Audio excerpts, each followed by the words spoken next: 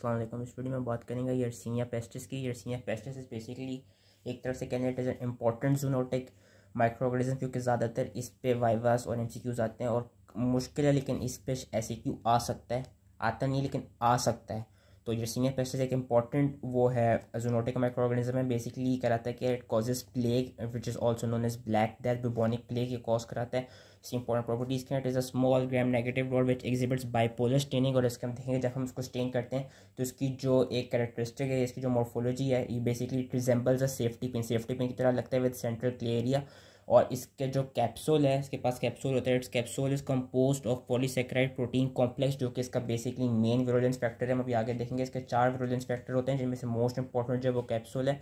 और ये देखा गया कि अगर ये कैप्सूल लॉस हो जाए तो जिसकी विरुलेंस होगी वो भी लॉस हो जाएगी।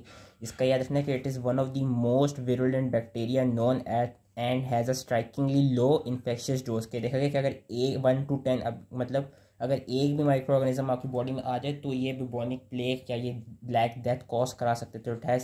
तो it is one of the most virulent bacteria, it has very low infectious dose. अब इसकी एपिडेमोलॉजी क्या है, इसकी वो पूरी याद करने की ज़रूरत नहीं है कि किस तरह ये आया और किस तरह ट्रांसमिट हुआ, बट ये कि इसकी 2 डिफरेंट साइकिल्स थी, सिल्वेटिक साइकिल और अर्बन साइकिल। तो होता क्या है बेसिकली कि ये जो फ्ली होती है, जो बेसिकली वाइल्ड रोडेंट्स और क्या कहते हैं रैट्स का वो खून जो चूसती है फ्ली, बेसिकली ये एज अ वेक्टर के तौर पर ऐड करती है। जूनोटिक एंजूटिक जो सिल्वेटिक साइकिल उसमें देखा गया था, उसमें ये देखा गया था कि जो वाइल्ड रोडेंट्स थी उनको फ्लीज पहले क्या कहते हैं उनमें से ब्लड सक करती थी, फिर वो जब ह्यूमन को बाइट करती थी तो उस तरह वो ट्रांसमिट करती थी। वैसे अर्बन एरियाज में देखा गया था, जो अर्बन एरियाज में रैट्स होते हैं, शहरों में जो शहर के सीवेज सिस्टम में जो रैट्स होते हैं वो बेसिकली मेन रिजर्वॉयर्स थे। और उन रैट्स को जब फ्ली इन वो करती थी, बाइट करती थी, और फिर वो फ्ली जब ह्यूमन पे बाइट करती थी तो वो क्या कहते हैं इसको ट्रांसमिट कराती थी और एज अ वेक्टर ये एक्ट करती थी। और आगे इन्होंने बताया हुआ कि करती क्या थी कि इस तरह ने बताया हुआ कि जो फ्ली होती है इट इंजेस्ट्स द बैक्टीरिया।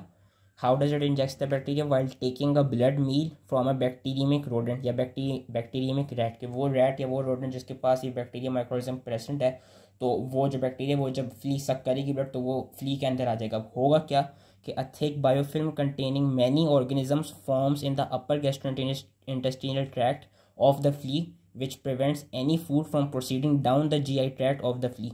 अब होगा क्या कि जो जब वो ज़्यादा से ज़्यादा ब्लड सक करेगी तो उससे जो माइक्रो ऑर्गेनिजम्स हैं उनकी थिक बायोफिल्म प्रोड्यूस हो गई अपर जीआई ट्रैक्ट में, फ्ली के अपर जीआई ट्रैक्ट में, जिसकी वजह से अब वो जो जितना अगर वो और कुछ खाना चाहेगी, कोई और खून सक करना चाहेगी, तो वो अपर से लोअर में नहीं जा पाएगा, क्योंकि वो जो थिक बायोफिल्म होगी it will be preventing the blood from entering the lower GI tract. तो उसकी वजह से होगा क्या कि वो एक तरफ से इसको हमने एक टर्म दे दी ब्लॉक फ्ली। अब ये ब्लॉक फ्ली करेगी क्या कि इसने पहले खून चूस लिया किसी भी रोडेंट या रैट से, फिर वो जब ह्यूमन के पास जाएगी वहाँ पे जाके क्या करेगी, it will regurgitate the organisms into the bloodstream of the next animal और ह्यूमन, इट बाइट्स, और इस तरह वो फिर ट्रांसमिट कर देती है जो ये वाला माइक्रो ऑर्गेनिज्म होता है। इसका उन्होंने फिर ये पैथोजेनेसिस जो है वो ऐसी दिखेगी कि जो ऑर्गेनिज्म है वो जहाँ पे भी उधर जिस जगह से भी एंटर हुआ है, एंटर होने के बाद वो करेगा कि it will spread to regional lymph nodes. ये चीज़ याद रखनी है। और फिर वो जो रीजनल लिम्फ नोड्स होते हैं they become swollen and tender, और वो इतने स्वॉलन और टेंडर होते हैं कि एक टर्म यूज़ की जाती है उन स्वॉलन और इन्फ्लेम्ड लिम्फ नोड्स के लिए, बुबोस,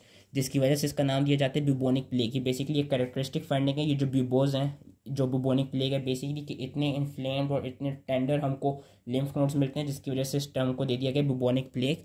और ये ऑर्गेनिज्म के they can reach high concentrations in blood and disseminate to form abscesses in many organs. उसके अलावा जो एंडोटॉक्सिन रिलेटेड सिम्टम्स हैं they can include disseminated intravascular coagulation and cutaneous haemorrhages, जिसकी वजह से इसको ब्लैक डेथ भी टर्म दी जाती है। इसके विरुलेंस फैक्टर्स क्या हैं? 4 विरुलेंस फैक्टर हैं। तो मोस्ट इंपॉर्टेंट इसका एनवेलप है जो कि कैप्सुलर ग्लाइकोप्रोटीन है, जिसका नाम है F1। ये करती क्या, it basically protects against phagocytosis. उसके अलावा एंडोटॉक्सिन है, एक्सोटॉक्सिन है, और लास्टली 2 प्रोटीन हैं जो कि वी एंटीजन और डब्ल्यू एंटीजन, जो कि विरुलेंस के लिए एसेंशियल होती हैं। उसमें से वी एंटीजन को उन्होंने वो बताया हुआ फंक्शन बताया हुआ। वी एंटीजन क्या करती है, it basically regulates the secretion of various proteins from the organism into the human cell and suppresses the induction of TNF and interferon gamma. जो TNF और interferon gamma basically 2 important cytokines हैं जो कि host cell immunity के लिए important होते हैं। तो जो वी एंटीजन है, वी एंटीजन करता है कि उन प्रोटीन्स को सेक्रीशन कराता है जो कि बेसिकली इन 2 साइटोकाइंस की सप्रेशन कर देती हैं, जिसकी वजह से फिर जो ह्यूमन का इम्यूनिटी है वो थोड़ी, या ह्यूमन की जो होस्ट डिफेंस है वो लॉस हो जाता है। उसके अलावा इसकी और क्या विरुलेंस फैक्टर्स हैं, योप्स जो कि Yersinia outer proteins. Yersinia outer proteins भी क्या करती हैं कि they inhibit phagocytosis and they inhibit cytokine production by macrophages and neutrophils, जिसकी वजह से होगा क्या, जिसकी वजह से अगेन जो होस्ट सेल इम्यूनिटी है वो आपकी लॉस हो जाती है। जिस तरह ने एग्जांपल दी हुई है कि जो यॉप जे है यर्सीनिया आउटर प्रोटीन जे, वो करती क्या, इट इज़ वो खुद एक प्रोटीज है और वो क्या करती है, it basically cleaves two signal transduction pathways proteins which are required for induction of TNF synthesis. जब वो इन दो सिग्नल ट्रांसडक्शन पाथवे प्रोटीन्स को क्लीव करेगी उसकी वजह से जो टीएनएफ है उसकी सिंथेसिस हो नहीं पाएगी, जिसकी वजह से again overall host cell immunity loss हो जाएगी, जिसकी वजह से ये जो बैक्टीरियम है ये फिर आपकी ब्लड स्ट्रीम में एंटर हो जाएगा और it will keep multiplying. Clinical findings क्या है, मोस्ट इंपॉर्टेंट मैंने अभी का बुबोनिक प्लेग कि इसमें क्या है, pain and swelling of the lymph nodes which are draining at the site of flea bite and systemic symptoms like fever, myalgia, prostration, और जो अफेक्टेड नोड्स होंगे they will enlarge and become exquisitely tender, जिसकी वजह से उसको bubonic plague एक term दी जाती है।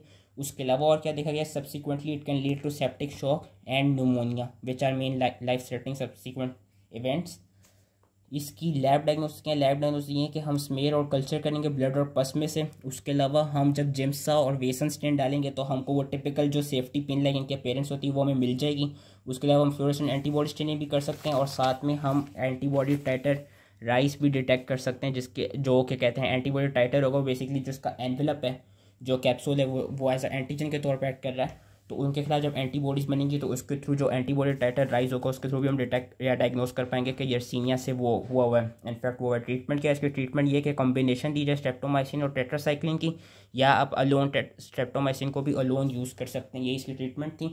प्रिवेंशन क्या है, प्रिवेंशन इसकी इंपॉर्टेंट है। प्रिवेंशन एक तो ये है कि इसके खिलाफ एक वैक्सीन है which consist of formalin killed organism जो कि पार्शियल प्रोटेक्शन देती है बुबोनिक प्लेग के खिलाफ, लेकिन न्यूमोनिक प्लेग के खिलाफ नहीं दे सकती।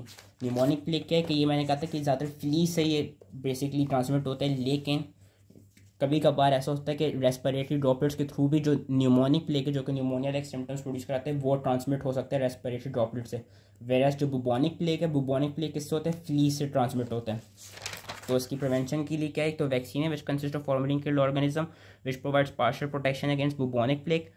और इसकी प्रिवेंशन क्या है कि एक तो जो भी spread of rats in urban areas उनको कंट्रोल किया जाए, अवॉइडिंग फ्ली बाइट्स फ्रॉम क्या कहते हैं rodents and from rats, avoiding flea bites from basically वो फ्ली बाइट्स को अवॉइड किया जाए। उसके अलावा कॉन्टैक्ट अवॉइड किया जाए रोडेंट्स के खिलाफ। और क्या कहते हैं जो भी पेशेंट जिसको प्लेग अब हो चुका है उसको फिर क्वारंटीन में रखा जाए, और जो भी हायर पब्लिक हेल्थ अथॉरिटीज़ हैं उनको रिपोर्ट किया जाए कि प्लेग कहते हैं हमारी कम्युनिटी में आ गया। और दूसरी उन्होंने जो एक और चीज़ बताई गई इनके प्रिवेंशन क्या है कि preventing rats from entering the country by ship और एयरप्लेन। ये बेसिकली ये चीज़ देखी गई थी कि ये वाला नॉर्थ अमेरिका में ये कंडीशन आई कैसी थी ब्लैक डेथ की, ये ऐसी आई थी कि वो जो कुछ रैट्स उन्होंने यहाँ पे एपिडेमियोलॉजी में डिस्कस किया हुआ है, कुछ रैट्स जिनके पास ये वाला माइक्रो ऑर्गेनिज्म थे उन्होंने किया क्या था, वो बेसिकली एक शिप के अंदर एंटर हो गए थे कि दे जम्प्ड इन शिप, और फिर वो शिप क्या चली गई थी, वो शिप गई थी अमेरिका में। और जब वो अमेरिका में वो शिप गई तो उस शिप में से जब वो रैट्स निकले तो उन्होंने एक तरफ से अमेरिका में ये वाली डिसीज़ फैला दी थी। तो इसलिए प्रिवेंशन में ये भी लिखा गया है कि preventing rats from entering the country by ship or airplane. So that was related to Yersinia pestis. I hope you इसलिए समझ में आ गया, and thank you.